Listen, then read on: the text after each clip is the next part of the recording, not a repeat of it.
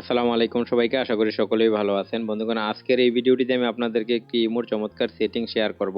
আপনারা হয়তো দেখেছেন আপনাদের আশেপাশে অনেকেরই ইমো হ্যাক হইতেছে এবং এর কারণে ইমো প্রতিদিনই আপনাদের জন্য নতুন নতুন সিকিউরিটি সেটিং অ্যাড করতেছে। তেমনি একটি চমৎকার আপডেট ইমো করেছে, যেটা হয়েছে টু স্টেপ ভেরিফিকেশন, যেটা আপনাদের সাথে এখন শেয়ার করব। আপনি যদি আপনাদের ইমোতে টু স্টেপ ভেরিফিকেশন সেটিংটি করে নেন, তাহলে আর আপনার ইমোটি হ্যাক হবে না, 100% সিকিউর হয়ে যাবে।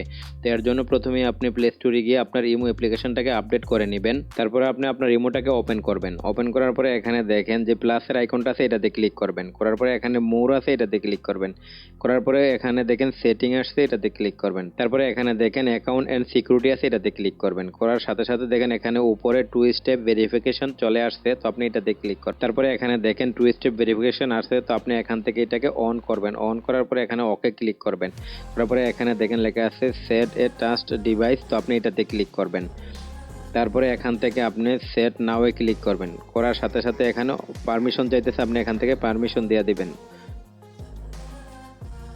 তারপরে এখানে একটা আপনার কোড আসবে, তো যেই কোডটা আসবে আপনি এখানে দিয়ে দিবেন।